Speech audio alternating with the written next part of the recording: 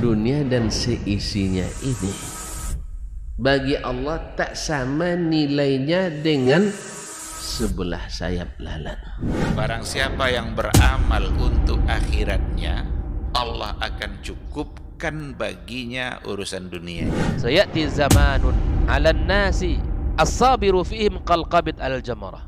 Akan ada satu masa di akhir zaman yang berpegang teguh dengan agamanya seperti orang yang sedang memegang bara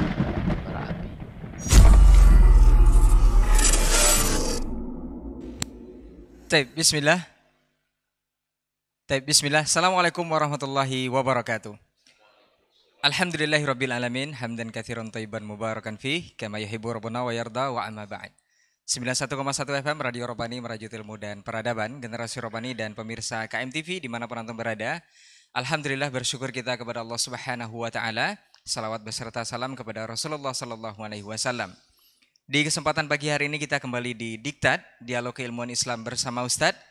Dan Alhamdulillah untuk kesempatan hari ini kita sudah memasuki episode ke-55. Dan ketiga guru kita sudah berkesempatan hadir di studio. Kita akan membahas sebuah tema yang kita beri judul Aman dengan Iman.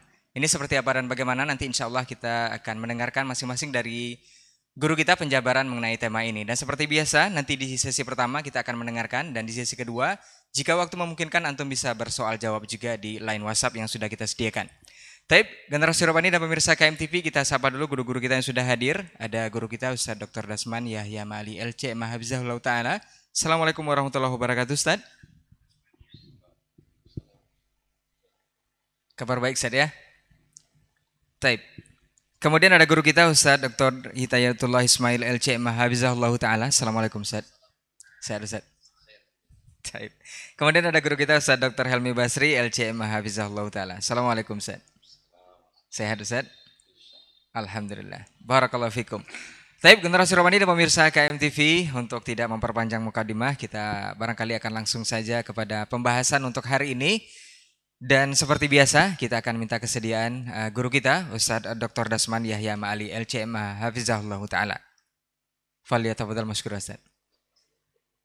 Nah. Bismillahirrahmanirrahim. Assalamualaikum warahmatullahi wabarakatuh.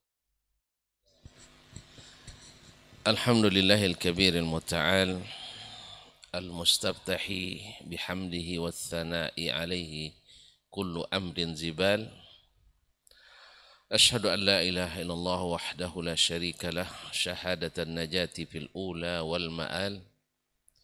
Wa ashhadu anna Muhammadan abduhu wa rasuluhu karimul khisal azimul fi'al sallallahu alaihi wa ala alihi khairi al wa ashabihi wa tabi'ina lahum bi ihsanin ila yaumil ma'al. Thumma amma ba'du, fa uhayyikum bi tahiyyati al-islamil khalidah, tahiyyati ahli al-jannati fil jannah, tahiyatum fiha salam. Assalamualaikum warahmatullahi wabarakatuh. Yang sama-sama kita muliakan, kita hormati para masyayikh, para abuya, tuan guru, Dr. Ki Haji Hidayatullah Ismail Al-Jamaah Hafizul Maula, dan abuya Dr. Helmi Basri Dawudi LCMA Hafizahullah, dan sahabat kami yang sentiasa setia bersama, yang bernama Ray Amran atau Renaldi Amran, serta ikhwan yang bertugas di Radio Robani 91,1 FM ataupun yang di KMTV serta media-media lain yang ikut melivekan kegiatan kita pagi ini. Mudah-mudahan semua dalam keadaan sehat walafiat dan diberikan taufik dan hidayah, kekuatan iman dan Islam sehingga tetap istiqamah sampai akhir hayat nanti. lama 2 pekan atau 3 pekan kita tak bertemu ya, atau lebih, sekitar 2 pekan. Hanya takut tidak aman. Maka pagi ini Allah Subhanahu Wa Taala berikan kita nikmat aman, nikmat iman, dan nikmat sehat dan sempat. Mudah-mudahan juga dengan niat yang tulus dan ikhlas. Kepadanya kita memohon, mudah-mudahan Allah jadikan ini sebagai amalan yang mendatangkan kebaikan dan dijauhkan daripada segala hal yang dibenci dan yang tidak diinginkan.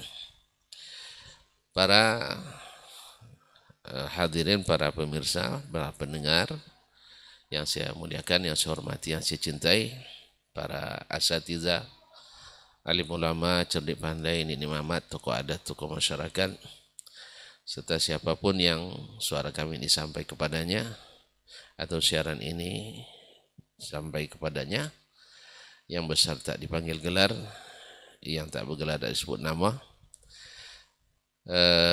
Dengan mohon ridha Allah SWT, kita memulai dialog ini dengan judul Iman atau Aman dengan Iman.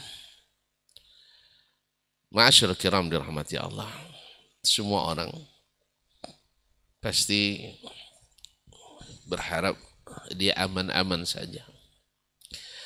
Aman agamanya, aman jiwanya, aman ekonominya, aman pendidikannya, aman kesehatannya. Namun dalam keadaan atau dalam kehidupan ini kita mengalami hal-hal yang bersifat fluktuatif, naik turun. Apalagi di zaman yang penuh dengan fitnah hari ini, banyak orang yang merasa hidup sempit di dunia ini. Walaupun kalau kita lihat dari sisi makanan sekarang lebih banyak nampak Ustaznya.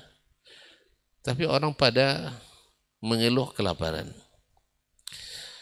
Rumah sakit hari ini Masya Allah semakin canggih, semakin banyak. Tapi orang semakin banyak mengeluhkan kesakitan. Pendidikan semakin tinggi, tapi semakin banyak yang membawa penyimpangan-penyimpangan.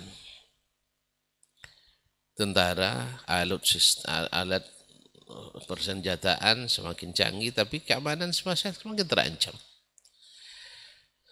Orang-orang sekarang banyak lihat kecerdasannya dengan metodologi berpikir yang Masya Allah sistematis, tapi banyak pemikiran-pemikiran yang nyeleneh, yang tidak aman. Nah, apa masalahnya? Saya teringat perkataan Imam Abbas radhiyallahu taala anhuma, Inna lil hasanati diya'an fil wajh wa nuran fil qalb wa sa'atan fil rizq wa quwwatan fil jism wa mahabbatan fi qulubil khalq. Inna lil hasanati diya'an fil wajh wa nuran fil qalb wa sa'atan fil rizq wa quwwatan fil jism wa mahabbatan fi qulubil khalq. Wa inna lis-sayyi'ati sawadan fil wajh wa dhulmatan fil qabri wa fil qalbi wa dhiqan fil rizq wa wahnan fil jism wa bughdatan fi qulubil khalq. Sesungguhnya al-hasanah, kebaikan itu, pahala itu membuat wajah membuat wajah bersinar. Wajah itu berseri-seri. Karena tidak bisa dipungkiri orang yang bersedih tidak mungkin wajah berseri-seri. Pasti karena ada kebahagiaan di dalam hati. Karena fisik ini adalah terjemahan dari apa yang tersembunyi. Wa nuran fil qalbi, dan cahaya di dalam hati. Cahaya dalam hati.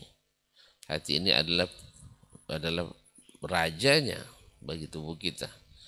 Ketika dia diberikan cahaya, maka terang terlihat semuanya. Maka dia memerintahkan hal-hal yang jelas, hal-hal yang bermanfaat. Kemudian wasa'atan rizq, dan melapangkan rezeki. Dan rezeki kaum muslimin dan muslimat tidak bisa diartikan hanya dengan dalam bentuk materi.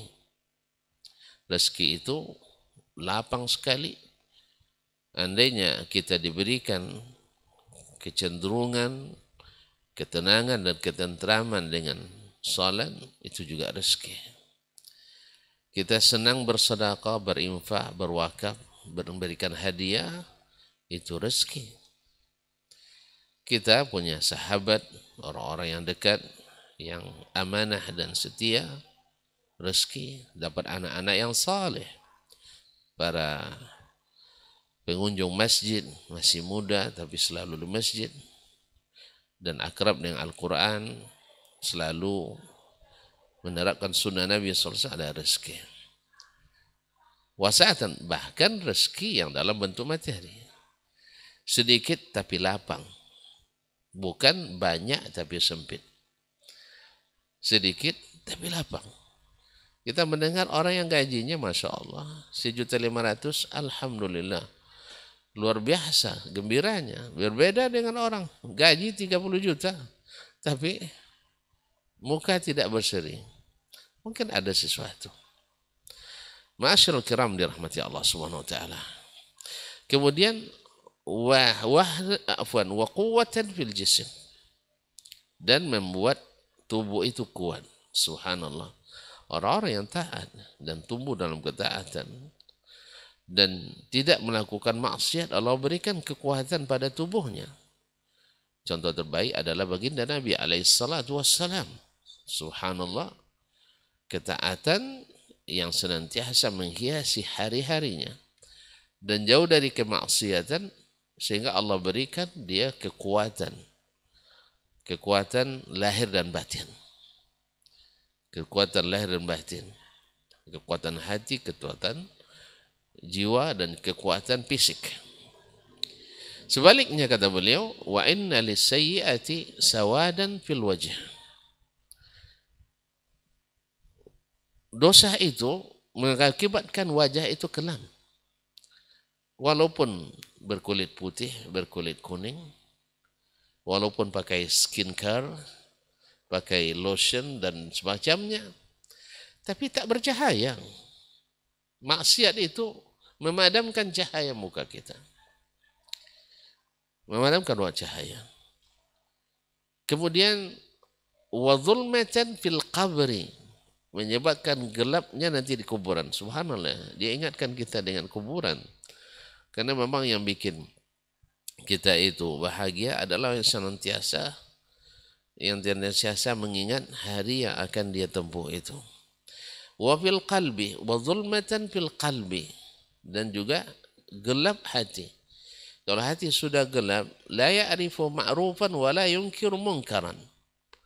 Kama qala Nabi SAW, "Idza aznaba al-'abdu dzamban nukita fi qalbihi nuqtatun sauda." Apabila seorang hamba itu melakukan dosa, maka akan dititikkan satu noda hitam dalam hatinya. Sampai kalau semakin banyak, dan semuanya hatinya menjadi aswad. La ya'kal quzi mujakhiyan, la ya'rifu ma'rufan wa la yunkiru munkaran. Tidak bisa tahu makna lagi yang baik, mana yang, dan tidak mengingkari yang buruk. Semuanya bercampur di situ. Ma'asyil kiram, yang tidak bisa membedakan antara hak dengan batil lagi. Nasallallahu alaihi wasallam. Kemudian wadhiqan fir rizq. Rezeki terasa sempit, kehidupan terasa sulit. Subhanallah. Ya, bukan kita kekurangan harta benda, kekayaan sumber daya alam, bukan. Tapi kesempitan. Tentu Nabi kita alaihi salatu wassalam merasakan lapangnya dunia ini, lapangnya rezeki ini. Padahal beliau tidur di pelepah kurma. Kita tidur dari ruang ber-AC, ya, dari ruang ber-AC ke ruang ber-AC, atau minimal pakai kipas angin.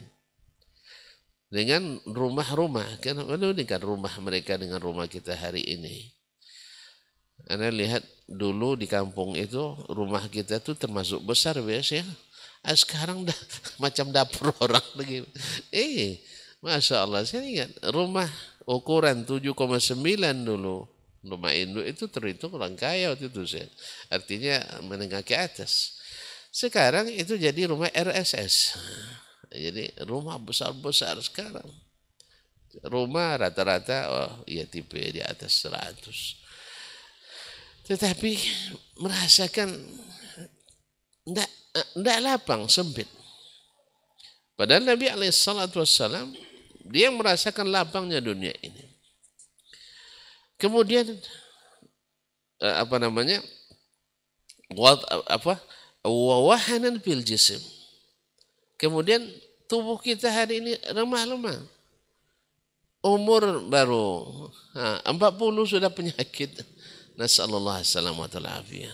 Umur 50. Mereka dulu sampai umur 100. Masya Allah, malam ini masih ngajar, besok subuh meninggal. Subhanallah. Jadi bahkan umur 90 masih menikah. Awak umur 19 sudah takut menikah. Jadi kaum muslimin mereka kuat. Masya Allah, barangkali cerita datuk dari Nigeria itu bagus juga tuh saya. Yaitu dikalkulasikan seluruh cucu anak cicitnya anggotanya hanya 625 orang. Umur 95, anak 92, 87 hafiz Quran, 30 juz, yang 5 tinggal menyempurnakan. Jadi anaknya sih 92 orang. Umur dia 95. 87 habis 30 juz. Masya Allah, tabarakallah. Cucunya yang habis Quran 260 sekian orang, 261 orang. Jadi aku diakumulasikan seluruh anggota keluarganya dari anak, cucu, cicit. Setelah cicit apa saja? Itu sekitar 625 orang. Masih hidup. Kita mengurus anak 2 orang. Macam kiamat dunia ini. Mati lagi saya katanya. Kadang-kadang orang tua kita dengar kadang, apalagi kaum ibu kan, payah sekali ngurus kalian ini. Iya, 2. Ya, inilah 92. Kita satu istri, kelabakan kita dibuatnya. Dia mungkin 4 istri. Tapi aman dan nyaman. Nah di sini letak permasalahan kita kaum muslimin dan muslimat dirahmati Allah. Insya Allah akan dibahas oleh kedua syekh kita. Saya hanya membuka kunci-kuncinya. Bahwa iman adalah dasar daripada rasa aman. Maka siapapun ingin menciptakan keamanan di dunia ini, maka berkewajiban untuk mengajak masyarakatnya beriman. Beriman itu adalah merealisasikan 2 kalimat syahadatain. Ya, iman pada Allah dan Rasul itu, ya tentu saja seperti yang dikatakan oleh Syekhul Islam Ibn Abdullah rahimahullah ta'ala, tasdiquhu fima amar. Fima akhbar. Membenarkan apa yang dia beritakan. Antum kalau percaya pada berita yang disampaikan, aman. Ini mohon maaf ini tanpa mendukung salah satu. Nggak kampanye ini ya. Antum misalnya sudah percaya dengan info tentang paslon presiden nomor 1 misalnya. Kita hitung dari 1 dulu lah ya. Misalnya nomor 1. Antum pasti aman dengan memilihnya. Sah? Tapi kalau antum ragu dengan berbagai macam fitnah dan syubhat, ternyata lebih merasa nyaman dengan paslon nomor 3. aman dengan pilihan itu. Tidak akan peduli dengan. Nah, percaya kepada Allah dan Rasul jauh lebih daripada itu. Meyakini apa yang disampaikan Allah dan Rasul Sallallahu Alaihi Wasallam. Sehingga antum sekarang nih, misalnya, apalagi kalau ada berita bahwa yang terpilih mesti ini yang akan dipilih, misalnya. Dan apabila Allah menyampaikan berita bahwa siapa yang melaksanakan ini ganjarannya, dan antum yakin dengan itu, tidak ada ragu sama sekali. Dan kalimat tidak ragu itu dibukti dengan wajahadu fisabilillah, berjihad fisabilillah untuk mendapatkannya. Maka antum adalah orang paling aman di dunia. Dan kemudian melaksanakan apa yang perintahkannya. Wa ta'atu fima amar, mentaati apa yang dia perintahkan. Kemudian wajtinabu ma naha anhu wa zajar, dan menjauhi apa yang dia larang dan tegah. Dan terakhir adalah alla yu'badallah illa bima syara'. Tidak boleh beribadah kecuali apa yang disyariatkannya. Maka kita lihat masyarakat paling aman di dunia adalah masyarakat sahabat. Masyarakat paling aman di dunia sampai hari ini dan sampai hari kiamat, masyarakat sahabat. Apa sebab? Mereka membenarkan apa yang datang dari Allah. Kemudian mereka mentaati apa yang diperintahkan Allah dan Rasul. Kemudian meninggalkan apa yang dilarang Allah dan Rasul. Kemudian tidak beribadah kepada Allah kecuali apa yang syariatkan. Tetapi semakin jauh kita, misalnya percaya cuman tidak sepenuhnya, dan mulai tidak aman pemikiran kita. Kalau tidak aman pemikiran, tidak akan beraman dengan saudara-saudara kita. Karena kita sudah masuk pada aliran lain. Di aliran lain. Antum lihat sendiri antara satu golongan-golongan yang aman, tidak aman. Di negeri yang semakin banyak golongan-golongannya, maka akan semakin jauh dari keamanan. Akan semakin jauh dari keamanan. Demikian juga masalah perintah. Antara yang taat dengan maksiat tak akan bisa duduk sebangku lama. Panas itu bangku. Yang satu suka minum, yang satu anti minum. Mana bisa duduk bersama? Ini bahasa kiasan sih, bukan masalah duduk masalahnya. Masalahnya untuk bekerja sama dalam membangun negeri ini. Orang pemabuk dengan yang anti pemabuk takkan bisa sebangku. Orang syirik dengan muwahhid tidak mungkin akan bertemu. Orang kafir dengan ini tidak mungkin bisa bersatu kecuali dengan syariat Allah Subhanahu wa taala. Maka kita lihat negeri yang semakin sedikit melenceng dari apa yang Allah dan Rasulnya SAW aturkan, maka semakin sedikit ketakutan dan rasa tidak aman dan nyaman di dalamnya. Nah, semakin jauh semakin tak aman dan nyaman. Oleh sebab itu kaum muslimin dan muslimat dirahmati Allah, apa dan bagaimana mengaplikasikan, menciptakan aman dengan iman ini, maka dua tuan guru kita hari ini sudah hadir, Dr. Hidayatullah, imam takhasusnya di bidang iman ini, dan Dr. Helmi Basri, imam secara aplikatif dan maqasid inten dalam memberikan solusi-solusi yang baik, dan akan memberikan contoh-contoh aplikatif yang insya Allah bagaimana di mana iman semakin berkurang maka keamanan juga semakin hilang. Wabillahi taufiq wal hidayah. Terima kasih dan mohon maaf. Wassalamualaikum warahmatullahi wabarakatuh.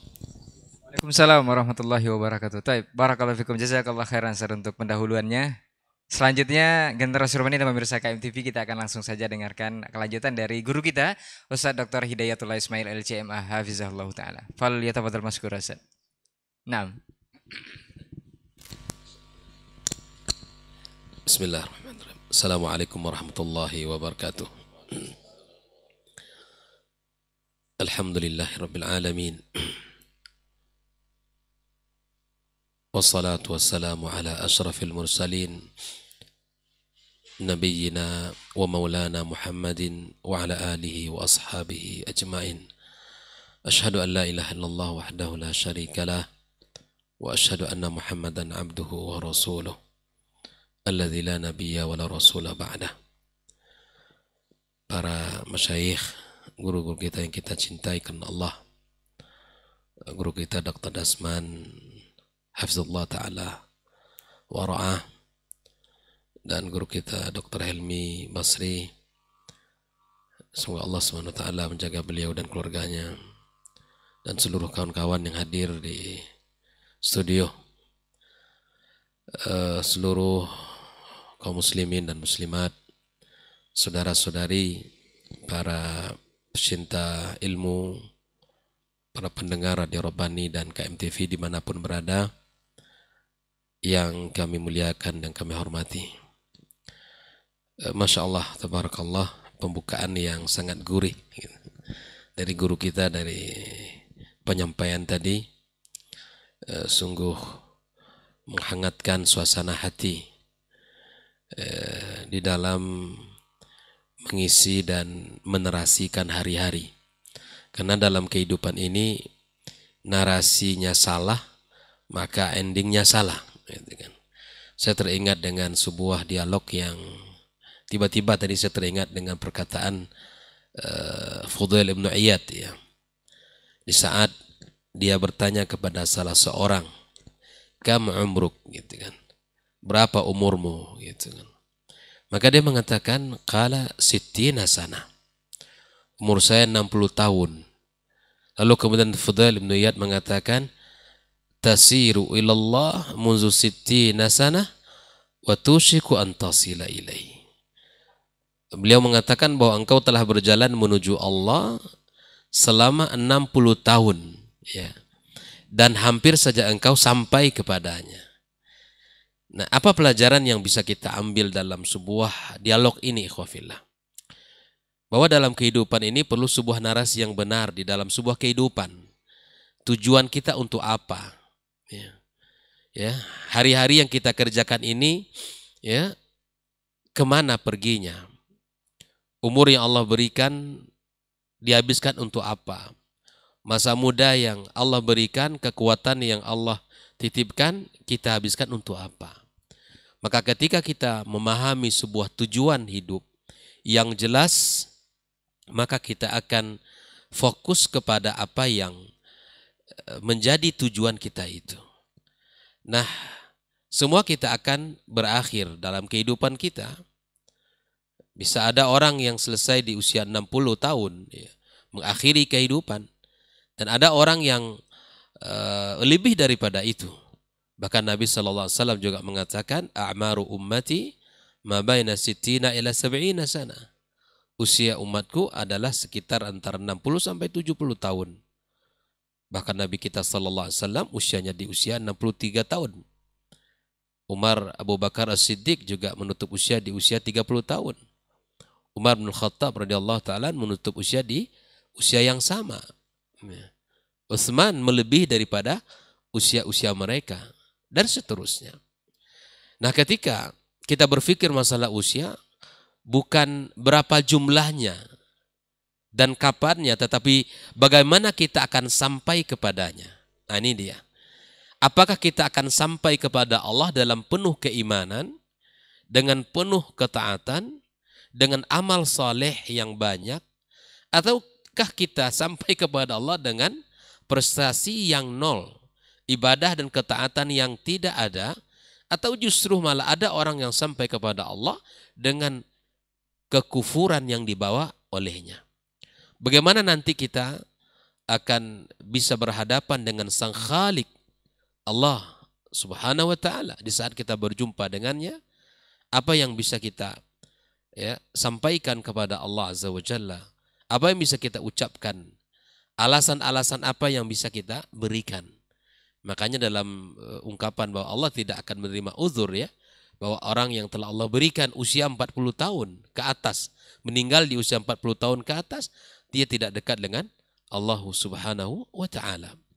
Ahibati fillah, kaum muslimin dan muslimat dimanapun berada, bahwa inilah yang sedang kita bicarakan untuk menata hati kita bersama, untuk menentukan tujuan kita, fokus kita kemana. Dari sisa usia yang Allah berikan kepada kita ini, apakah kita akan terus menjaga kualitas keimanan kita kepada Allah, ataukah terus akan tergerus dan terus berkurang bahkan sampai hilang keimanan kita kepada Allah Subhanahu wa taala.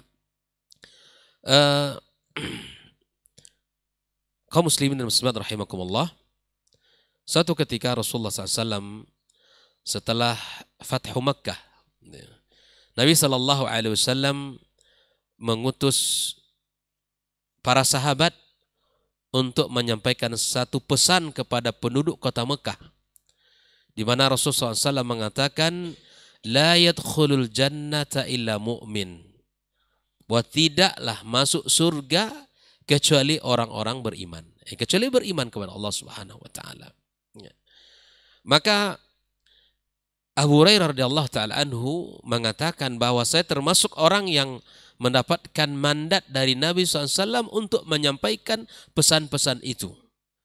Maka Abu Hurairah berkeliling di kota Mekah, lalu kemudian sampai dia mengatakan hatta sahila sauti, sampai suaranya hilang. Karena menyuarakan pesan itu, la yadkhulul jannata illa mu'min, tidak masuk surga kecuali beriman. Nah, pesan ini yang mesti kita suarakan hari ini kembali. Di saat tadi disampaikan oleh guru kita, Masya Allah, ya, pendidikan semakin meningkat, tapi kemudian penyimpangan semakin banyak. Ya kan? Di saat kenikmatan Allah berikan, Allah bukakan, tapi kemudian di samping itu, ya, penyakit-penyakit juga semakin bermacam-macam bentuk dan jenisnya. Para pakar, para ahli, para dokter semakin banyak di bidangnya, tapi seiring dengan perkembangan para pakar dan semakin dalam ilmu mereka, begitu juga hadirnya penyakit-penyakit di tengah kita. Ikhwafillah, kalau semua itu, ya, adalah bagian hal yang kita risaukan, ada lagi hal yang paling penting yang untuk kita risaukan, yaitu keimanan kita kepada Allah Subhanahu wa taala. Dalam kehidupan dunia ini, tak seorang pun yang bisa lepas daripada ujian dan cobaan.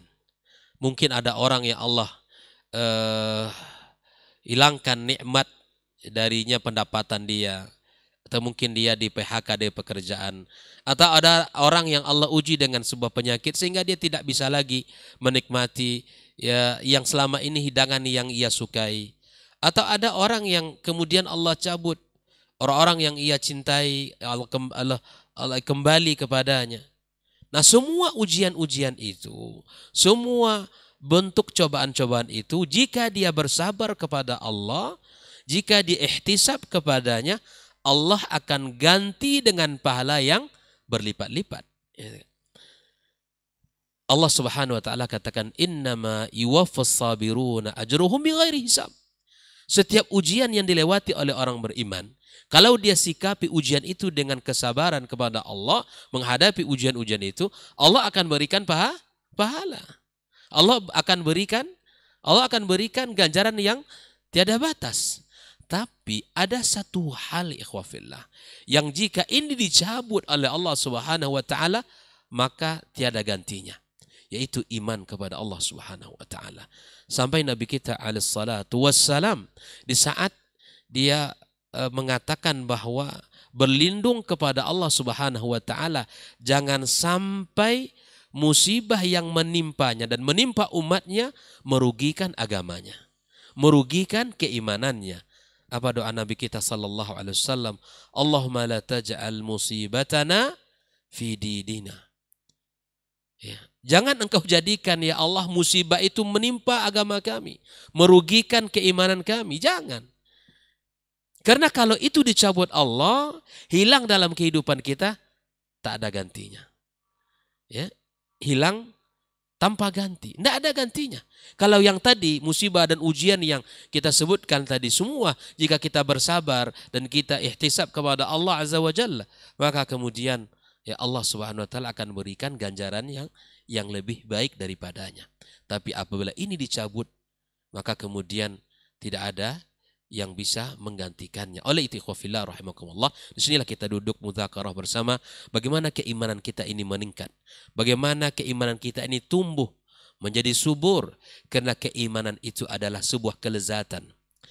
Ahibati fillah, kaum muslimin dan muslimat rahimakumullah. Nah, seluruh kenikmatan yang kita rasakan di dunia ini, ya, maka dia akan terputus dengan berakhirnya kita di dunia. Tapi ada satu kenikmatan. Apabila kenikmatan ini terus terjaga dan kita bawa sampai meninggal dunia, maka kelezatan nikmat itu akan terus kita rasakan bahkan sampai kita di bawah tanah sana. Apa dia? Yaitu nikmat iman. Nikmat yang disebut oleh para ulama nikmat mutlaqah. Nikmat yang memang tidak ada batas kita menikmati kelezatannya. Baik ketika di dunia, nikmat iman akan membawakan keamanan, nikmat iman akan memberikan jaminan keselamatan, nikmat iman akan memberikan ketentraman, nikmat iman akan memberikan kepada kita kedamaian. Banyak sekali manfaatnya. Bahkan keimanan dan ketakwaan kepada Allah akan Allah bukakan berbagai macam pintu-pintu keberkahan di dalam kehidupan kita. Allah Subhanahu wa taala katakan, "Lau anna ahlul qura amanu wattaqau lafatahna alaihim barakat." Bukan barakah tapi barakatim minas sama'i wal ard.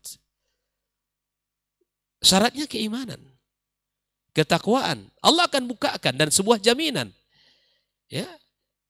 Jaminan dunia kita adalah keimanan. Jaminan akhirat kita adalah keimanan. Maka oleh itu kita harus menjaga keimanan ini. Jangan sampai keimanan kita hilang dalam kehidupan kita. Bahkan Abu Darda radhiyallahu taala anhu dalam sebuah pesan yang disampaikan oleh Rasulullah sallallahu alaihi wasallam, kata beliau, "Ausani khalili." Ya, saya diwasiati oleh kekasihku. Itu Rasulullah SAW. 10 perkara. Di antaranya apa? Perkara yang diwasiatkan oleh Nabi kita sallallahu alaihi wasallam. Apa kata Rasul? La tusyrik billah. Jangan engkau syirik kepada Allah. Wa in kutilta au hurrikta. Meskipun nyawa engkau harus melayang. Meskipun engkau akan dibunuh atau bahkan dibakar, dimutilasi bahasa kitanya. Atau bahkan mungkin engkau dibakar. Tidak ada hal yang paling mahal dalam kehidupan kita hari ini, ikhwah fillah rahimakumullah, melainkan ya umur, usia, ya nyawa kita. Bahkan itu tidak akan ada nilainya kalau kita mesti harus ya melakukan sebuah kesyirikan dan tantangan ancaman kematian, lebih baik kita mati. Maka itu pesan yang mahal ini dari baginda kita sallallahu alaihi wasallam mesti kita renungi. Di zaman yang hari ini berbagai macam problematika kehidupan, berbagai macam ujian dan cobaan, jangan sampai nikmat iman ini kering kerontang bahkan hilang dalam kehidupan kita orang beriman. Makanya ikhwah fillah rahimakumullah, hal ini yang mesti kita jaga. Jangan sampai keimanan ini hilang. Sehingga keimanan itu yang akan bisa menyelamatkan di dunia dan di akhirat kelak. Keimanan itulah yang akan bisa memberikan kebahagiaan kepada kita, keamanan di dunia dan di akhirat kelak. Sekali lagi, jangan sampai keimanan itu kita rusak dengan hal-hal yang bisa menodai keimanan kita. Rukun Islam yang 5 kita miliki. Ya, itu masing-masing mulai dari syahadat, salat, zakat, siam, haji, memiliki pembatal semuanya. Ya, semuanya yang 5 ini ya memiliki pembatal-pembatalnya.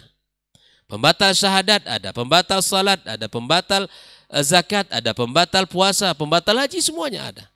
Namun apabila kita melakukan pembatal salat kita, barangkali puasa kita tidak batal. Atau misalnya batal salat kita, batal puasa kita, zakat kita tidak batal. Tetapi apabila batal yang pertama, ya kan? Batal yang pertama, 4 setelah itu akan batal. Ini penting untuk kita jaga. Sehingga keimanan itu mesti hal yang menjadi mahal dalam kehidupan orang. Lihatlah bagaimana Bilal bin Rabah disiksa habis-habisan ya. Dia tidak menyerah karena dia paham bahwa iman itu hal yang mahal. Bagaimana Ammar ibn Yasir ya, dia mengakhiri kehidupannya dengan siksaan. Enggak masalah karena dia tahu betapa pentingnya iman itu. Dan ini yang mesti kita ajarkan kepada anak-anak kita. Kita tumbuhkan dalam diri kita, keluarga kita hari ini. Makanya di antara bentuk doa Nabi Ibrahim alaihissalam, ikhwafillah, apa doanya? Ya, wajnubni wa baniya an na'budal asnam. Jauhkan diriku dan keluargaku dari menyembah berhala. Ini pelajaran mahal bagaimana kita menjaga keutuhan iman kita. Karena keimanan itu akan batal dengan kesyirikan kita kepada Allah. Wajnubni wa baniya an na'budal asnam. Ada sebuah ungkapan ulama tafsir ketika dia mengatakan membaca firman Allah ini, ya, wa may ya'manul bala ba'da khalilir rahman. Siapakah orang yang lebih menjamin selamat daripada musibah ini daripada siapa? Ibrahim alaihissalam. Tidak ada. Artinya apa? Bahwa kita lebih penting, lebih perlu terhadap doa ini. Ya kan? Wajnubni wa baniya an na'budal asnam. Kalau kita belajar dari urutan doa Nabi Ibrahim ini, ada pelajaran mahal yang akan kita petik di situ. Beliau mengajarkan tentang urutan doa. Ya. Hal yang penting untuk kita minta, untuk kita seru dan mohon kepada Allah agar Allah jaga akidah ini. Agar Allah jaga keimanan kita ini. Bukan keimanan kita saja, tapi keimanan anak keturunan kita. Lihatlah urutan daripada doa Nabi Ibrahim alaihissalam. Ya, diminta ya agar Allah jaga dia, keluarganya dari apa? Dari kesyirikan kepada Allah Subhanahu wa taala. Baru setelah itu Nabi Ibrahim meminta yang lain. Bahkan di antara urutan-urutan doanya itu baru terakhir ya, warzuqhum minas samarati la'allahum yashkurun. Jadi kalau rezeki itu terakhir baru diminta. Kalau kita jujur sajalah, sering mintanya di depan itu kan. Ya subhanallah. Ya, inilah pelajaran mahal. Ya, tak lupa kita Allah merzukni rizqan wasi'an halalan thayyibah. Minta penyelamatan akidah, minta agar Allah jaga iman, ini sangat jarang. Maka putar tuh cara kita berdoa. Urutkan dulu doa yang pertama diminta agar Allah selamatkan akidah, Allah selamatkan iman anak keturunan kita, terakhir lalu rezeki. Kenapa ikhwafillah? Disinilah para ulama juga mengatakan bahwa apa gunanya rezeki banyak, apa gunanya harta melimpah ruah kalau iman tiada. Bahkan ya tidak akan ada gunanya. Apa yang kita miliki dari kekayaan harta benda kita, kekayaan dunia ini kalau iman itu tidak kita miliki. Malah oleh karena itu ikhwafillah rahimakumullah, kita harus memahami bagaimana kehidupan kita ini harus kita jaga, harus kita pahami. Hal yang paling utama dan yang paling pokok adalah keimanan. Tidak boleh ya hilang dalam kehidupan kita. Kemudian di dalam menjaga keimanan ini ya paling tidak ya kita dipesankan oleh Allah Subhanahu wa taala ya ayat yang sering dikutip oleh para khatib, wala tamutunna illa wa antum muslimun. Kita menjadi seorang muslim ahlus sunnah wal jamaah. Ya, kalaupun mungkin kita tidak bisa menjaga salat malam ya, atau mungkin tidak bisa menjaga puasa sunnah yang terjaga setiap Senin, Kamis, Ayyamul Bid, atau hari-hari yang dianjurkan untuk berpuasa, kita tidak bisa melakukan ibadah-ibadah yang lain, tapi paling tidak kita berada di atas muslim dalam akidah ahlus sunnah wal jamaah ala fahmi salafil ummah, sudah cukup. Kita mati dalam keadaan itu, jauh dari kesyirikan, insya Allah kita akan menjadi orang-orang yang ya aman di dunia dan aman di akhirat, insya Allah ta'ala. Wala tamutunna illa wa antum muslimun. Yang kedua, ya kita berusaha menjadi muslim yang menjaga akidah keimanan. Yang kedua ikhwafillah, hal yang penting di antara cara menjaga iman kita, cara menjaga agama kita, Allah Ta'ala berpesan, wala talbisul haqqa bil batil. Jangan kalian campur adukkan al-haq dengan yang batil. Cara kita menghargai agama, cara kita menghargai keimanan kita, kita jaga. Jangan sampai dia bercampur antara yang hak dan yang batil. antara yang sunnah dengan yang bid'ah. Ya, kita tinggalkan yang bid'ah, kita amalkan yang sunnah. Kita ambil yang hak, kita buang jauh-jauh yang batil. Itu jelas. Itu cara kita menjaga ya agama kita. Jangan campur adukkan kebiasaan-kebiasaan orang-orang al-Yahud, an-Nasrani dengan kebiasaan-kebiasaan kita. Ya.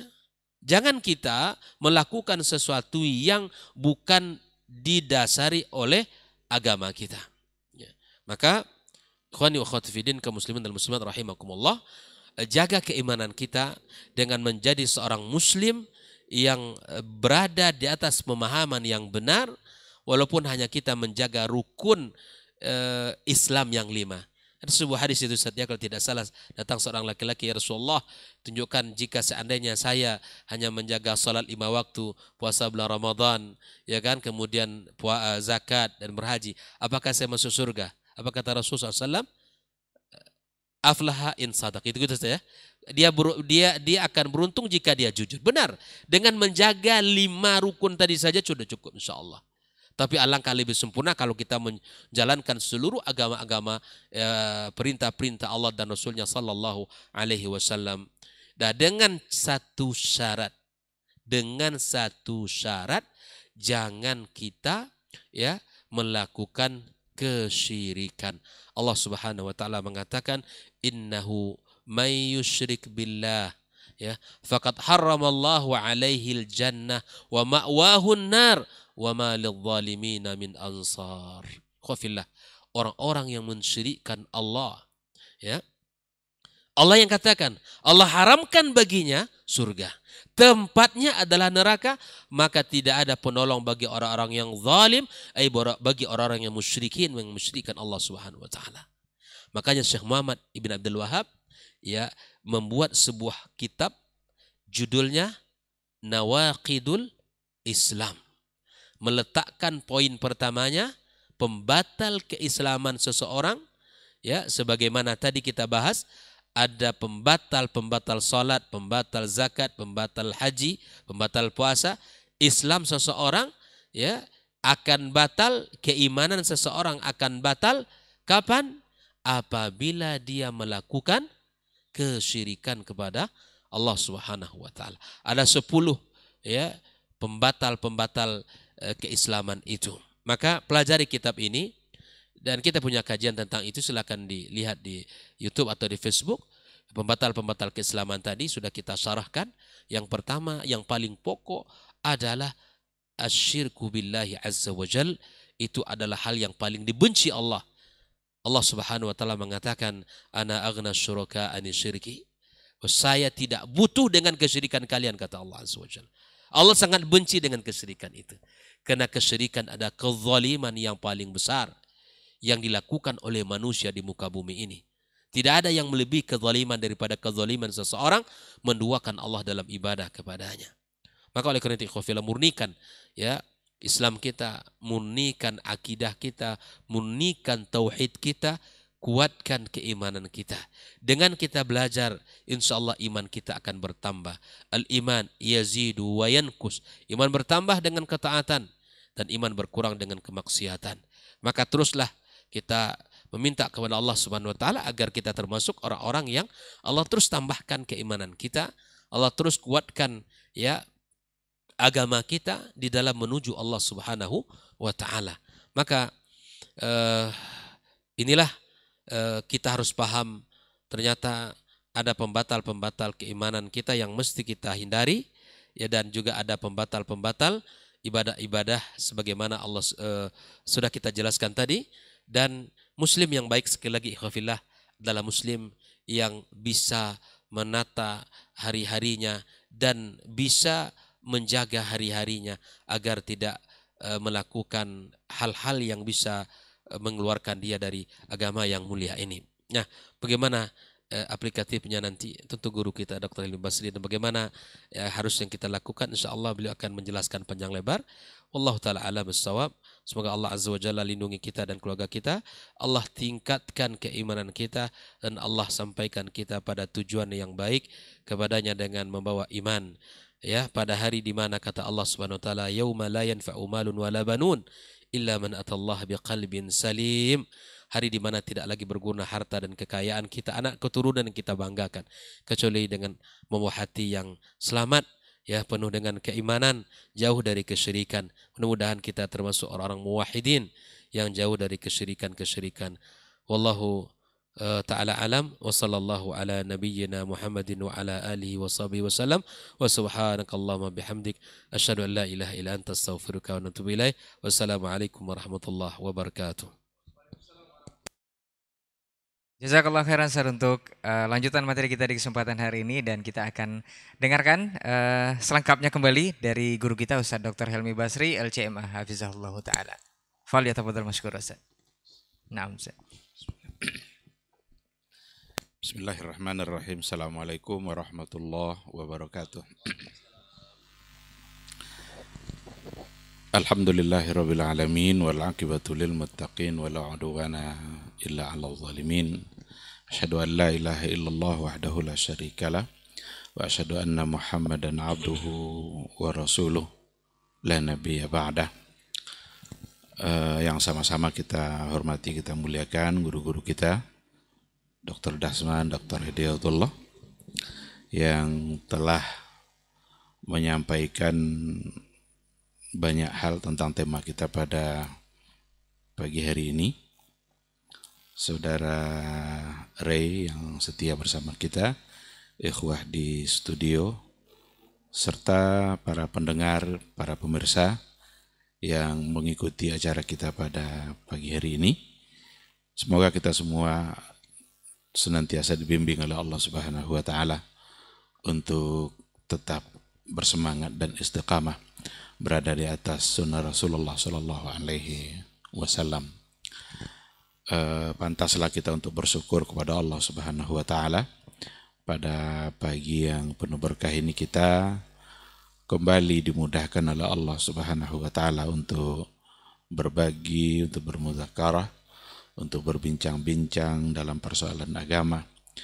Mudah-mudahan waktu yang kita gunakan untuk membicarakan persoalan agama itu bisa menjadi saksi di hadapan Allah atas kebaikan-kebaikan yang telah kita lakukan. Ikhwati fillah, kita juga tidak boleh bosan dalam berselawat dan salam kepada Rasulullah Sallallahu Alaihi Wasallam. Beliau adalah orang yang sangat mencintai kita. Beliau adalah orang yang sangat merindukan kita, maka pantaslah cinta dan rindunya kita balas dengan cinta yang sama. Kalaulah bukan karena kehadiran beliau, diutus oleh Allah sebagai utusan resmi menyampaikan syariat Islam, niscaya kita tidak akan mengerti mana yang baik, mana yang buruk, mana yang halal, mana yang haram, mana yang penting untuk kita lakukan dan mana pula yang harus untuk kita tinggalkan. Oleh karena itu, senantiasalah berselawat dan salam sebagai bukti bahwa kita mencintainya, dan mudah-mudahan di hari akhir kelak kita bisa mendapatkan syafaat dan pertolongan dari beliau atas izin Allah Subhanahu wa Ta'ala. Ikhwati fillah, sekira sudah sangat banyak yang telah disampaikan oleh dua guru kita. Bahkan rasa-rasanya nggak ada lagi apa yang mau ditambah. Mulai dari awal begitu dalam penjelasannya dan diperdalam lagi oleh guru kita Dr. Hidayatullah. Mudah-mudahan itu semua dalam menjadi hal yang bisa mengokohkan keimanan kita kepada Allah Subhanahu wa Ta'ala, dan dengan keimanan itu kita bisa menjadi aman dan merasa tenang sesuai dengan judul kita, aman dengan iman atau selamat dengan Islam. Karena aman dan iman itu dua kosakata yang punya akar yang sama.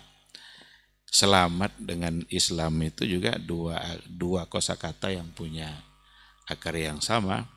Dan Nabi kita Muhammad Sallallahu Alaihi Wasallam pernah menggabungkan dua kata itu dalam dalam doanya.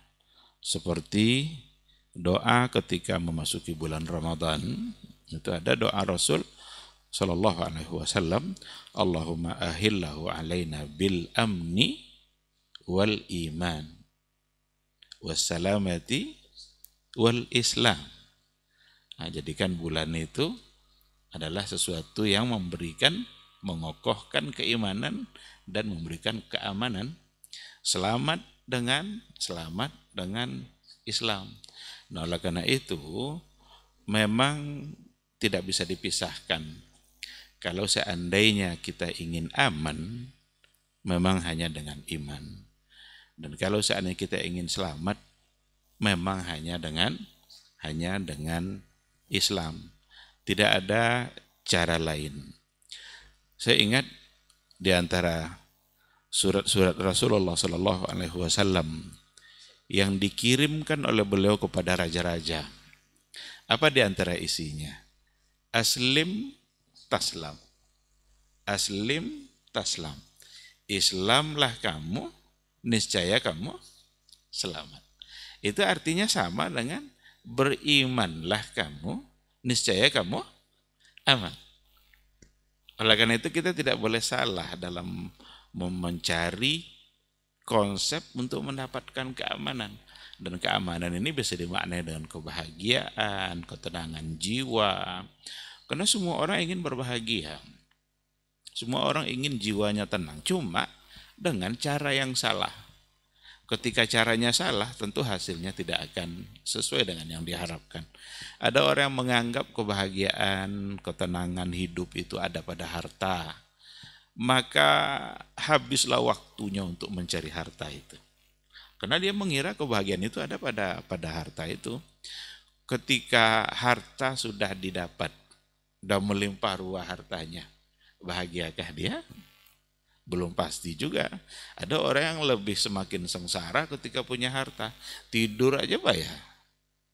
Sampai harus minum obat dulu biar bisa tidur. Padahal dia sudah punya banyak harta. Ada pula di antara sebahagian yang menganggap bahwa kebahagiaan itu ada pada jabatan. Maka berupayalah untuk mendapatkan jabatan itu walaupun caranya salah. Nipu-nipulah, bohong-bohonglah asal dapat jabatan. Karena memang dia menganggap kebahagiaan dan ketenangan hidup ada pada jabatan. Ketika jabatan itu didapat, pastikah dia berbahagia? Tidak ada juga jaminannya. Barangkali secara zahir orang memandang dia berbahagia, mobil mewah, mobil ganti-ganti, uang banyak, rumah bertingkat-tingkat. Mungkin secara zahir orang menilai. Tetapi hati dia yang menentukan, yang mengatakan apakah benar-benar berbahagia atau tidak. Bermacam-macam cara orang untuk mencari kebahagiaan, ketenangan. Ternyata itu semua tidak ada yang bisa memastikan kebahagiaan itu. Nah, kalau seandainya kebahagiaan itu diambil dan dicari dengan cara yang diajarkan oleh Rasul kita, maka yakinlah insya Allah pasti kita akan mendapatkan kebahagiaan. Bukan hanya di dunia, tetapi juga kebahagiaan di akhirat kelak. Dan Rasul mengajarkan bahwa kebahagiaan itu tidak semata-mata hanya pada harta. Dan kebahagiaan itu juga bukan pada persoalan dunia, bukan pada jabatan. Tapi ketenangan dan kebahagiaan itu, keamanan, rasa tenang itu ada pada hati. Hati yang lapang, hati yang tidak ada rasa dendam, hati yang selalu berserah diri kepada Allah Subhanahu wa ta'ala. Dan itulah yang akan benar-benar membuat kita menjadi berbahagia. Ketika kita menyandarkan kehidupan kita kepada Allah yang maha dalam segala-galanya. Kalau kita mau harta, Allah maha kaya. Kalau kita mau dunia ini sesungguhnya adalah milik Allah Subhanahu wa ta'ala. Mintalah kepada Dia, dan apa yang Dia berikan itulah yang terbaik untuk kita. Orang-orang yang beriman kepada Allah, apa yang telah diberikan oleh Allah, dia pasti akan merasa ridha. Warda bima qasamallahu laka. Ridhalah kamu dengan apa yang telah dibagikan oleh Allah untukmu. Jadi kalau seandainya hidup ini kita tawakal, berserah diri pada Allah, kita meminta dunia, apa yang diberikan oleh Allah itulah yang terbaik. Tapi kalau seandainya kita menganggap semata-mata hanya dunia, lalu kita lupa bahwa yang memberikannya adalah Allah, tidak akan pernah merasa puas, tidak akan pernah pula merasa cukup. Bahkan kata Rasulullah SAW, Bani Adam ini tidak akan pernah merasa cukup dengan dunia, walaupun diberikan emas 2 bukit, tidak akan merasa cukup. Kapan rasa cukup itu datang? Sampai tanah masuk ke mulutnya. Kalau tanah sudah masuk ke mulutnya, itu berarti dia sudah puas. Itu artinya kalau dia sudah mati. Nah, Nabi menggambarkan bahwa dunia tidak akan memuaskan kita. Dan memang kalau seandainya kebahagiaan itu ada pada harta, maka yang paling bahagia itu adalah Qarun. Dan kalau seandainya kebahagiaan itu ada pada jabatan, maka yang paling berbahagia itu adalah Fir'aun. Karena dia yang paling tinggi jabatan dia. Sampai-sampai dia mengaku Tuhan, kan ana rabbukumul a'la. Ini sungai Nilnya mengalir di bawah telapak kaki saya. Artinya dalam kekuasaan dia. Dan saya adalah Rob kalian yang maha tinggi. Itu puncak kedurhakaan yang ditunjukkan oleh Fir'aun. Ikhwati fillah, kalau benar-benar kita menjalani kehidupan kita, lalu kita serahkan diri kita kepada Allah, disitulah puncak ketenangan hidup. Coba kalau kita bayangkan, kalau kita naik pesawat, ada pilotnya. Kita tidak pernah kenal dengan pilot itu. Cuma yang kita tahu, dia ahli. Sehingga kita naik pesawat, kita merasa tenang aja. Karena ada pilotnya itu. Kalau kita naik bis umpamanya, tidak pernah kita tanya, ini bis ini sopirnya jam terbangnya udah berapa jam ini? Kira-kira kita naik, kita merasa tenang karena ada pilotnya. Padahal keselamatan kita bukan di tangan pilot, bukan di tangan sopir. Tapi Allah yang memberikan ketenangan. Tapi pada saat itu kita menyandarkan kepada pilot. Maka Rasul mengajarkan kita dalam setiap kendaraan kita itu ada doanya. Kita kembalikan kepada Allah dan kita meminta keselamatan itu kepada Allah Subhanahu wa ta'ala. Kenapa kita bisa tenang-tenang aja dalam bis itu? Padahal kita nggak kenal. Sementara dalam menjalani kehidupan dunia selalu diiringi oleh ketakutan dan kekhawatiran. Padahal yang yang memegang kendali perjalanan kehidupan kita itu adalah Allah Subhanahu wa ta'ala. Jadi sangat tidak wajar adanya ketakutan, kekhawatiran seperti itu. Karena Allah seperti yang kita katakan tadi memiliki segala sifat-sifat kemuliaannya. Yang maha itu adalah Dia. Maha segala-galanya, maha mengetahui, maha kaya, maha mulia, maha perkasa, maha dalam segala-galanya. Maka pantaslah kita untuk menyandarkan diri kita kepada Dia. Nah, oleh karena itu kata kuncinya berarti ada pada iman. Kalau kita ingin benar-benar aman, maka iman harus dibenahi. Iman yang harus selalu dipupuk, dipertajam, diperkokoh keyakinan kita kepada Allah Subhanahu wa ta'ala. Ikhwati fillah, mungkin akan ada yang mempertanyakan, iman seperti apa yang akan membuat kita menjadi aman? Iman seperti apa baru bisa membuat kita menjadi aman? Yang pertama sekali, iman yang murni, tulus, yang memang sama sekali tidak dicampuri oleh kesyirikan. Dalam ayat dikatakan, allazina amanu walam yalbisu imanahum bizulmin ulaika lahumul amnu wa hum muhtadun. Orang-orang yang beriman dan dia tidak mencampuri keimanannya itu bizulmin, dengan kezaliman. Kezaliman di sini ditafsirkan juga oleh Rasul langsung itu dengan bisyirkin, dengan syirik.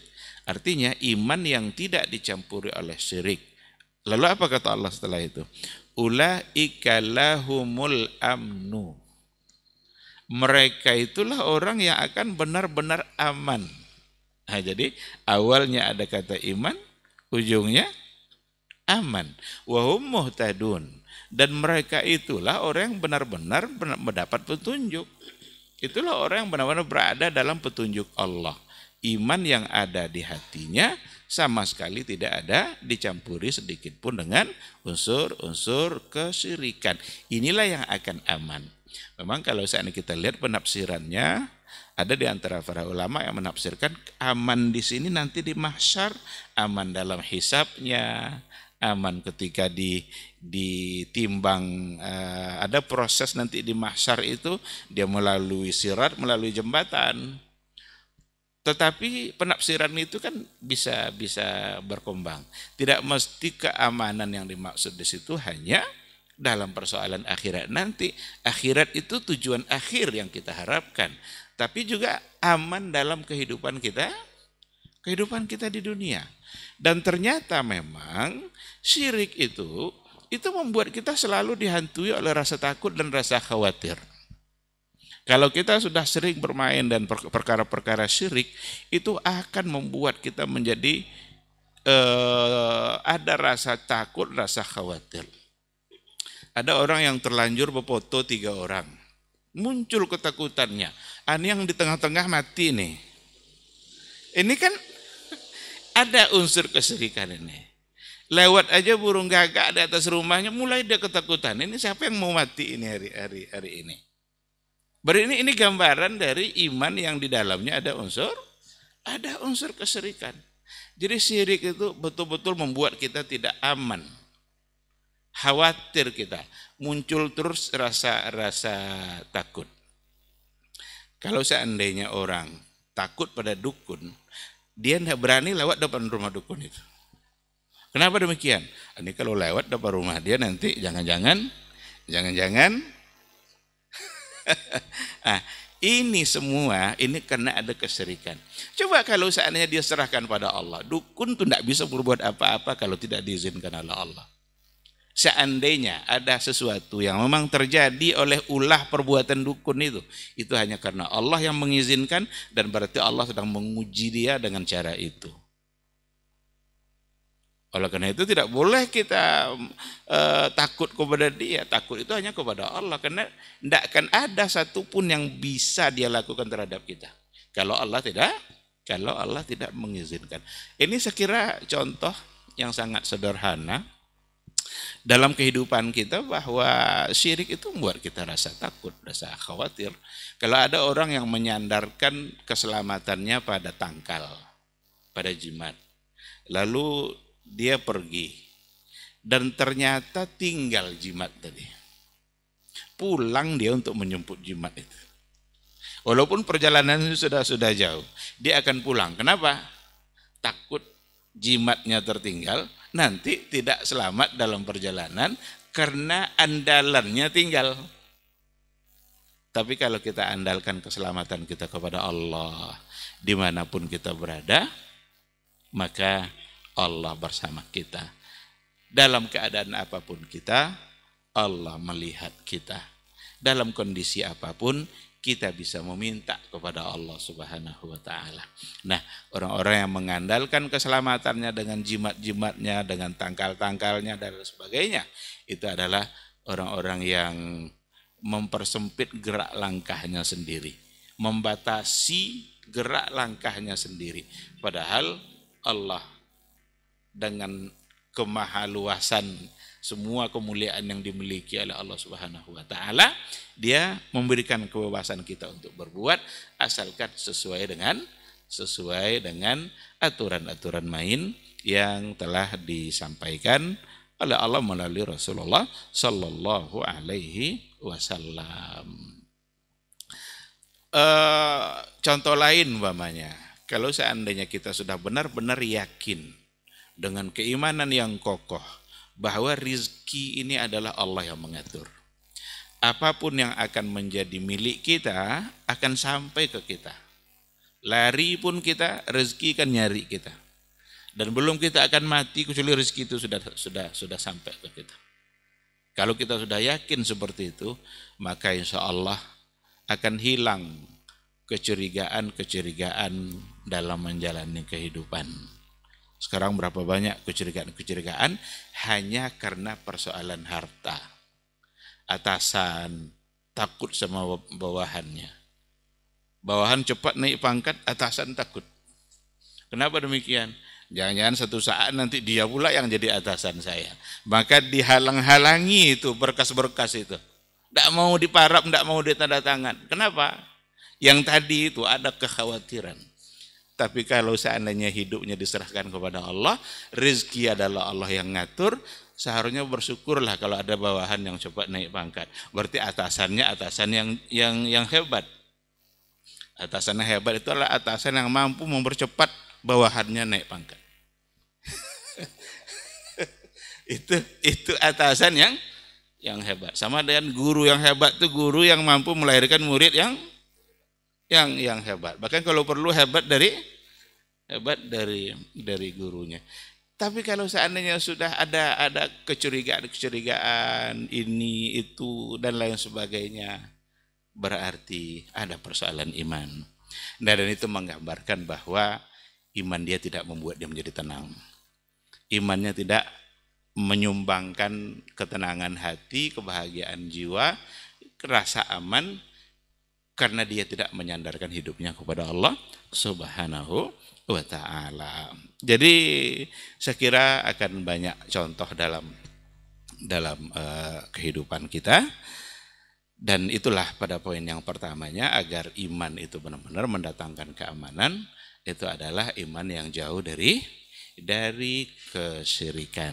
Dan kalau kita bicara syirik, itu biasanya kalau mau dikembalikan kepada syahadatain, itu adalah pada poin asyhadu alla ilaha illallah. Kalau kita bawa nanti pada bagian yang kedua, asyhadu anna Muhammadar Rasulullah, iman yang seperti apa pula kalau hubungan yang seperti itu adalah iman yang tidak dicampuri oleh perkara-perkara baru dalam beragama, karena dia semata-mata mengimani Rasul sebagai utusan Allah, serta hanya ingin mengamalkan risalah yang diajarkan oleh Rasulullah Sallallahu Alaihi Wasallam. Kalau seandainya sudah mulai ditambah-tambah, sudah mulai dibuat-buatkan hal-hal yang baru, niscaya itu tidak akan mendatangkan ketenangan juga, tidak akan mendatangkan rasa aman juga. Justru hal-hal yang baru itu membuat kita sering menjadi susah. Agama ini sangatlah mudah, tetapi orang-orangnya saja yang mempersulit. Agama yang diajarkan Nabi itu sangatlah mudah, dan Nabi sendiri yang mengatakan seperti itu. Inna hadzal dina yusrun wa la yusaddadina ahadun illa ghalabah. Sesungguhnya agama ini sangatlah mudah, dan tidak ada yang akan kalau ada orang mencoba untuk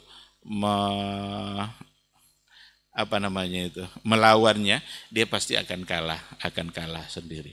Nah, betapa Islam ini mengajarkan kita dalam beribadah begitu mudah, tetapi dengan ulah manusia, maka dia mempersulit dirinya sendiri dalam beribadah.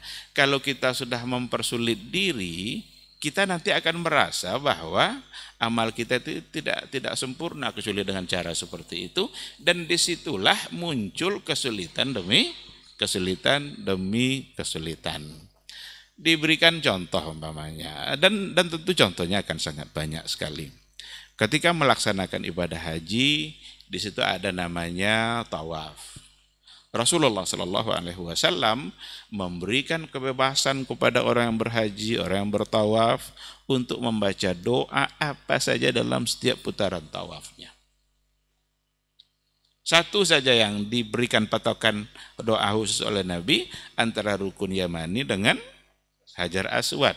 Yang perlu diulang-ulang adalah Rabbana atina fid dunya hasanah wa fil akhirati hasanah wa qina azabannar.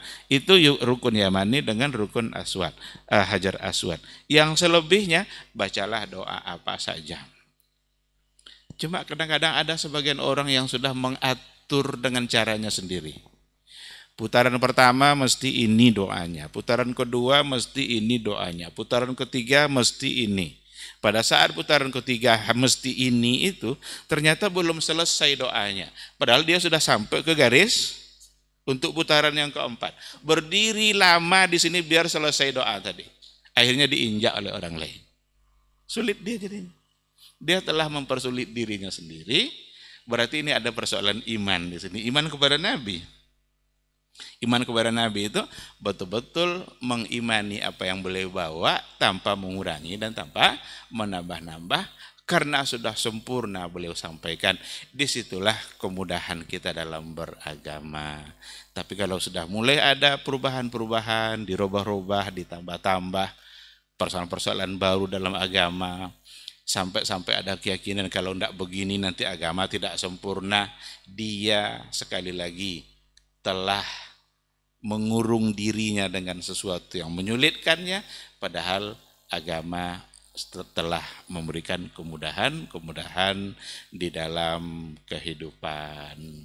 Jadi itu satu contoh, saya kira contohnya tentu akan sangat banyak sekali.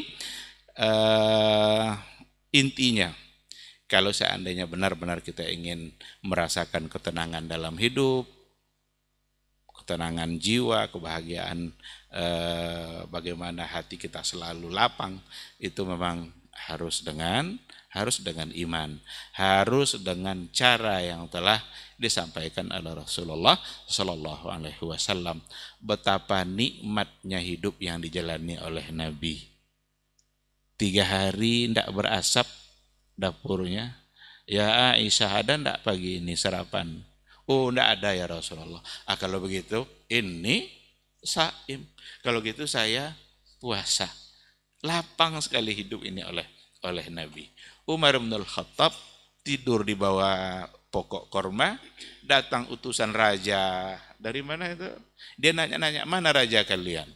Raja itu mengira Umar itu punya istana besar. Ditunjukkanlah oleh sahabat, raja kami itu yang tidur di bawah pohon korma itu. Kaget dia, itukah raja kalian? Ini benar-benar ketenangan hidup. Tidak ada siapapun yang dia takuti kecuali hanya Allah Subhanahu wa Ta'ala. Kalau seandainya tidak punya iman seperti itu, jangankan takut sama orang, bahkan dia takut sama dirinya sendiri.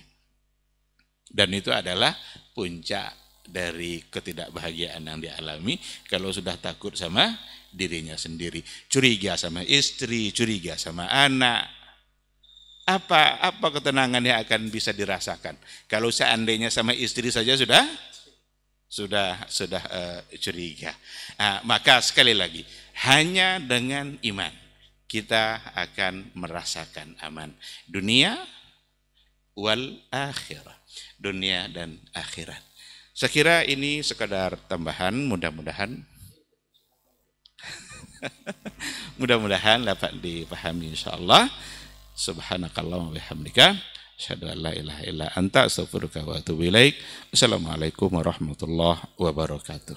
Waalaikumsalam warahmatullahi wabarakatuh. Taib, jazakallah khairan Ustaz untuk materi kita di kesempatan hari ini dari guru kita Ustaz Dr. Dasman, Ustaz Hidayatullah dan juga Ustaz Dr. Helmi Basri.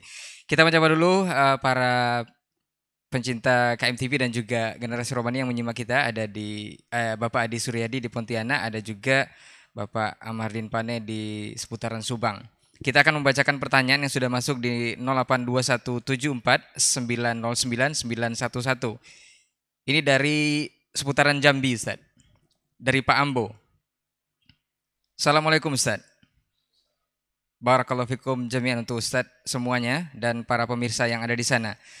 Ustadz, saya ingin bertanya bagaimana dengan pendapat yang mengatakan kalau bagi kaum salafi itu pemilu itu haram, tapi hasilnya mesti ditaati. Gimana nih Ustadz? Apa sikap kita dalam pemilu yang berlaku di negeri ini saat ini? Agar kita aman dengan iman kita terhadap poin tersebut.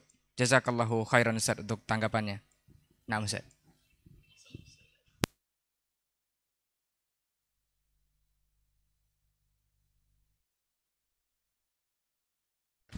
Bismillah, wassalatu wassalamu ala rasulillah wa ala alihi wa sahbihi wa mawala wa ba'du.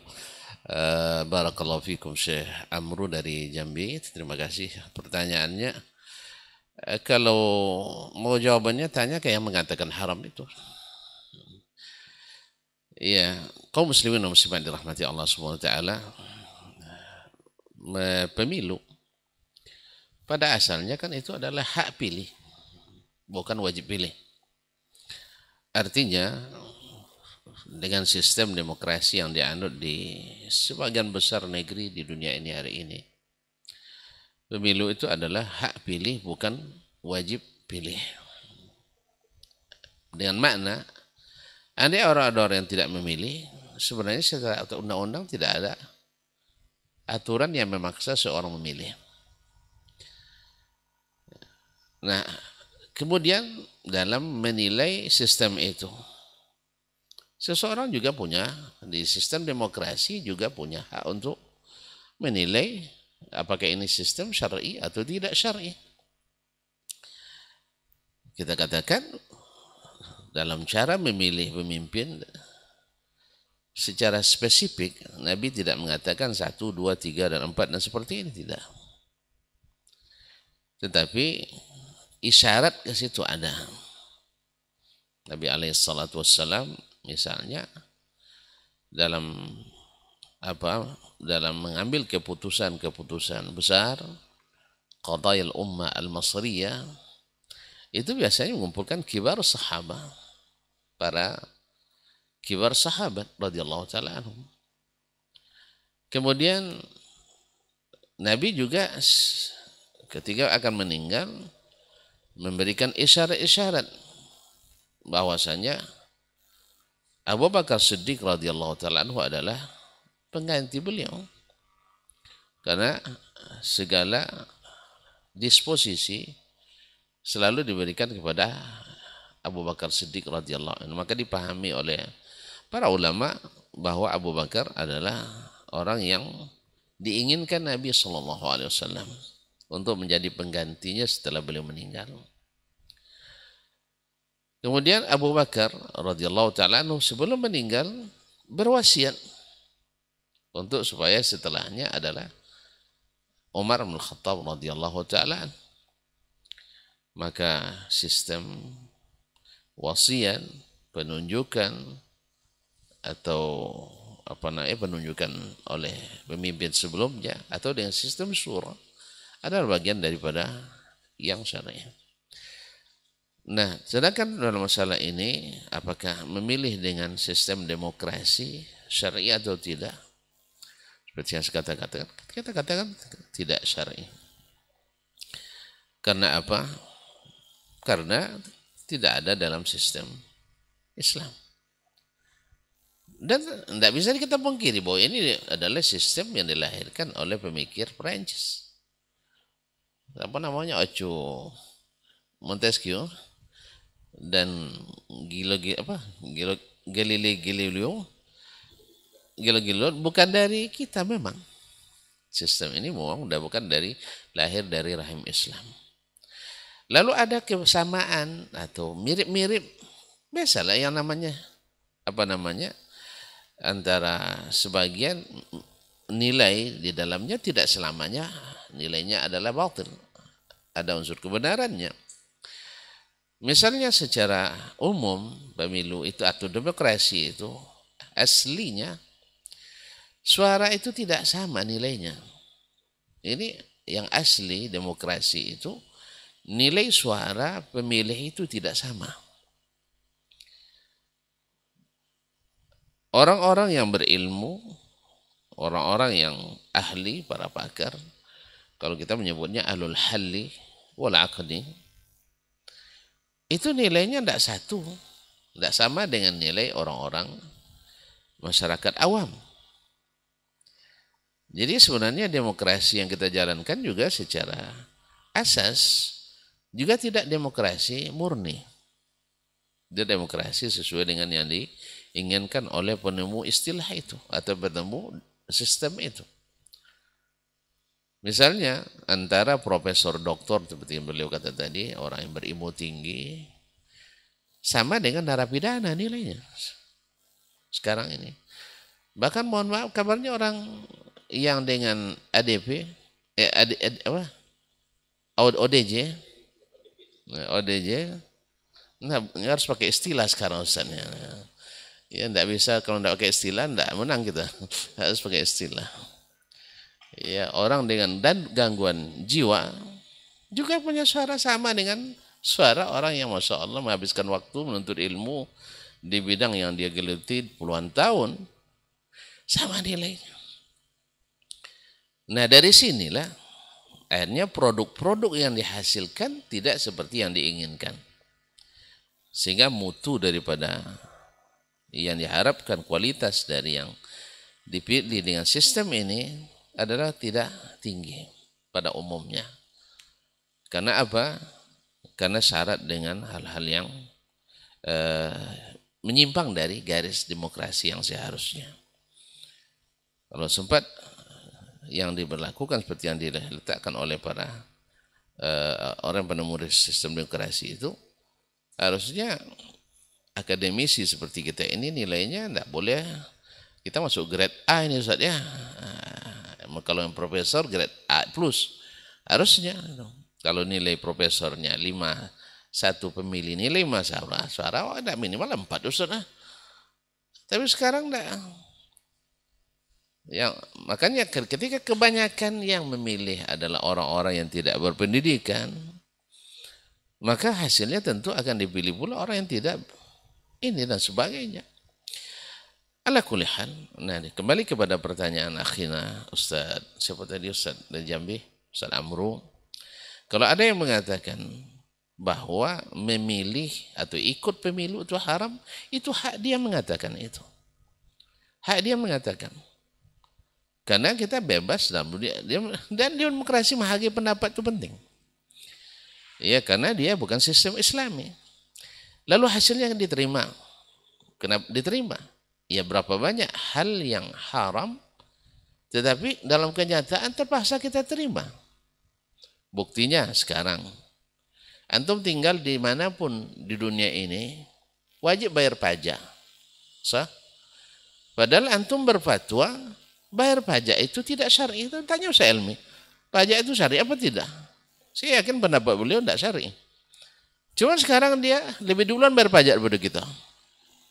Sah? Ini radio kalau tidak bayar pajak, besok dimatikan orang. Keyakinan kita, pajak itu haram. Ya. Pajak itu haram. Banyak instrumen ekonomi yang lebih barakah daripada pajak. Tetapi karena kita harus terima, wajib kita bayar. Besok berbicara mungkin kena pajak lagi. Antum siap tidak bercakap? Hah? Mau dipajak pajak bagus juga dipajak pembicaraan. Jadi supaya orang tidak sembarang berbicara sekarang kan, biar hemat bercakap gitu. Cuma banyak cakap banyak pula dosa kita. Nah, jadi banyak hal-hal yang haram, tapi kita tidak bisa mengelakkannya, harus melakukannya. Sekarang dulu gaji-gaji pegawai misalnya dulu, ya kita harus terima melalui bank-bank konvensional. Dikritik sama Ustaz Rey, Ustaz gaji Ustaz nah haram tuh katanya. Yang haram banknya bukan gaji saya bekerja saya itu. Jadi kaum muslimin dan muslimat dirahmati Allah. Jadi kenapa antum terlalu baperan sekali ketika kaum salafi misalnya mengatakan pemilu haram tidak syar'i? Itu pendapat biasa kan, antum orang liberal malah. Antum kan liberal. mengandung kebebasan berpikir, atau pluralitas, mengandung pluralitas berpikir. Kenapa selalu disanter sekarang? Kemudian berapa persen betul mereka yang berfatwa seperti itu misalnya. Jadi masalah ini tak perlu dibesar-besarkan. Ya. Sebagaimana antum berfatwa dia syar'i, antum punya dalil atau tidak? Kan juga tidak.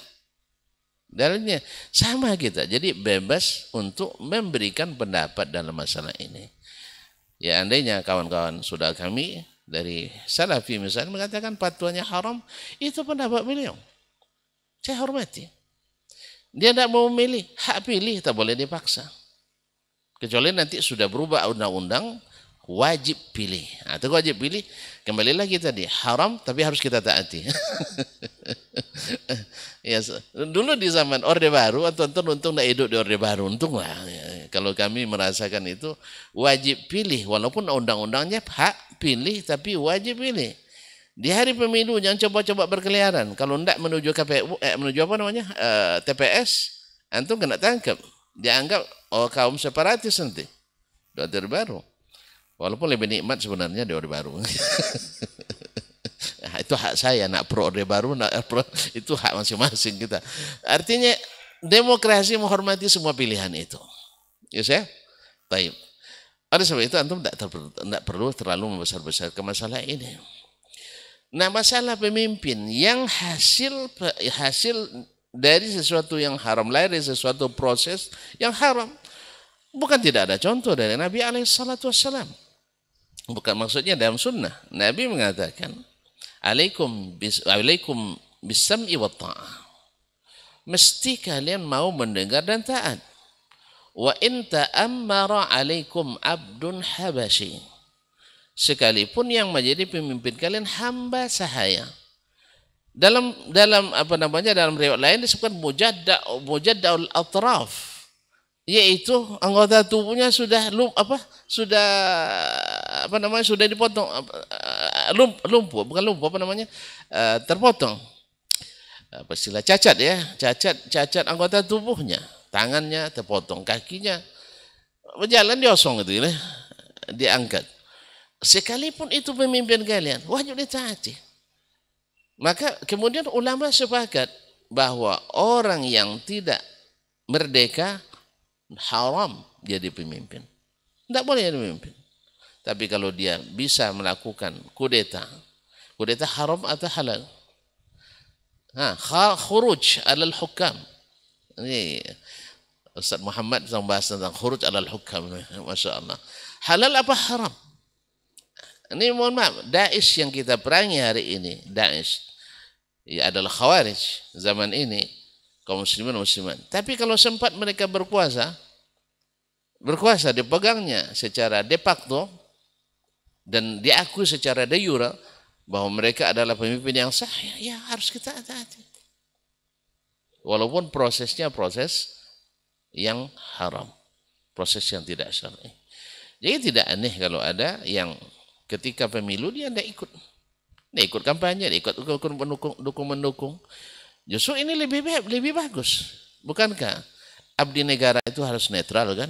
Saya Helmi tidak bisa didukung Ustaz Dayat nih. Kalau saya masih hampir. Jadi kaum muslimin dan muslimat dirahmati Allah. Ini oleh itu saya pesan yang seperti ini kenapa harus dibesar-besarkan? Yang kedua juga tidak besar jumlahnya, presentasinya. Yang ketiga, walaupun berpendapat itu haram, kawan-kawan kita dari Salafi juga menganjurkan untuk ikut memilih. Atau jangan usah kata haram lah ya, tidak syar'i, karena haram itu ngeri kita dengarnya kan, tidak syar'i. Tapi kadang-kadang harus ada irtikabu akhaffi ad-dararaini, atau membabi darul mafasidil a'la, yang lebih tinggi, lebih berat dengan melakukan mafsadah yang lebih ringan. Jadi di sini masalah. Jadi oleh sebab itu jangan kita perkeruh masalah ini. Kita perlu kondusivitas, perlu kedamaian, perlu ketenangan, perlu ini. Masing-masing silakan berpendapat, tapi jangan dipaksakan orang untuk berpendapat seperti kita. Antum berpendapat syar'i, teruskan, jalankan. Antum berpendapat tidak syar'i, itu hak antum berpendapat. Kalau saya mengatakan terus terang saya katakan ini bukan cara yang syar'i. Ya kalau boleh saya ingin yang memilih itu orang-orang seperti Dr. Helmi atau Hidayat dan semisalnya para ahli pakar di bidang ekonomi, pakar di bidang syar'i, pakar di bidang sosial dan sebagainya. Bukan semua kita yang milih. Bukan semua kita. Tapi karena sistem sudah menetapkan dulu dipilih anggota dewan, mulai pula orang tak percaya sama dewan. Karena dewan di dewan-dewani kan di macam-macam lah dengan isu-isu miring. Akhirnya suruh masyarakat yang milih. Mesti ikut masyarakat milih. Woi, semakin kacau kita. Ya, kawan-kawan sepakajian pun bertumbuk kadang gara-gara berdebat capres capres cawapres, berdebat pula para pendukung dia bawa. Lebih parah debat yang dia bawa pula. Itu jangan. Saya kalau boleh berpendapat, ini demokrasi ya, saya berpendapat, tidak boleh ada debat cawapres itu, tidak boleh. Capres, cawapres jangan disuruh berdebat. Apalagi, mohon maaf, sistem yang dianut dengan debat sekarang mirip dengan cerdas cermat anak SSD SMP. Disuruh pula milih suara. Seolah-olah ini presenternya lebih berkuasa dari mereka orang-orang hebat itu. Alhamdulillah. Saya tidak suka, mohon maaf. Ya, sekelas profesor diperlakukan seperti orang ikut lomba cerdas cermat. Saya lama ikut cerdas cermat Ustaz kayak gitu dulu. Diatur seperti itu. Dan sedemikian rupa harusnya juga yang menjadi hakim mereka orang yang lebih tinggi martabatnya. Ini lebih tinggi martabatnya para ahli. Ini suruh presenter, mohon maaf ya bukan merendahkan profesi presenter dan selalu. Host ada bidangnya. Ini bidang ilmiah. Ya. Jadi oleh sebab itu kalau saya boleh berpendapat debat yang diadakan ini ikut-ikut juga lagi. Dulu kan tidak ada debat Amerika, tidak ada debat Eropa, tidak ada debat di sini. Sekarang ada di Amerika debat, ikut pula kita debat. Akhirnya apa yang terjadi? Membuka aib, membuka kekurangan, dan habis itu setelah debat tidak mau salaman lagi karena marah. Kan akhirnya menjadi macam-macam nanti dibully orang kita. Oleh sebab itu kalau saya usulkan jangan adakan debat. Kalau ada pun debat, jangan dihadiri atau jangan disiarkan secara terbuka. Kalau nak hadir juga orang-orang yang pakar dan ahli, dan sebagainya. Supaya tidak semakin luas jurang pemisah antara kita masyarakat. Mohon maaf, pertanyaan itu sangat penting sehingga saya jawab dengan jawaban yang panjang. Terima kasih. Ada tambahan pasti, dipersilakan. Ada tambahan Ustaz mengenai sikap kita? Taib, Afwan. Taib, jazakallah khairan untuk jawaban yang sudah dijabarkan oleh guru kita Ustaz Dr. Dasman. Mudah-mudahan ini juga bisa mencerahkan kita sebagai warga negara Indonesia. Padahal poin kita tadi tidak ada pembicaraan ke sana Ustaz ya. Cuman pertanyaan yang muncul ke sana. Mudah-mudahan kita juga aman dengan keimanan yang sudah disampaikan oleh guru-guru kita tadi. Dan insya Allah di pekan depan sepertinya kita akan bersama lagi dengan tema yang berbeda. Jazakallahu khairan Ustaz untuk waktu dan juga ilmunya. Mudah-mudahan kita bisa berdiskusi lagi di pekan depan. Jazakallah khairan juga untuk antum yang sudah bergabung dan sudah melayangkan pertanyaan. Mungkin ada beberapa pertanyaan yang tidak bisa kita jawab. Nanti pekan depan insya Allah kita akan bacakan kembali. Afwan untuk semua salah kata dan khilaf bicara kita tutup dengan doa kafaratul majelis. Subhanakallahumma wa bihamdika asyhadu an la ilaha illa anta astaghfiruka wa atubu ilaik. Wassalamualaikum warahmatullahi wabarakatuh.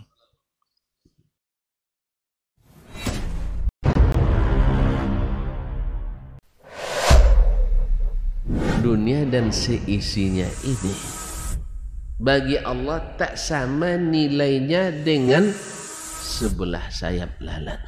Barang siapa yang beramal untuk akhiratnya, Allah akan cukupkan baginya urusan dunia. Sayati zamanun 'alan nasi as-sabiru fihim qalqabit al-jamarah. Akan ada satu masa di akhir zaman yang berpegang teguh dengan agamanya seperti orang yang sedang memegang bara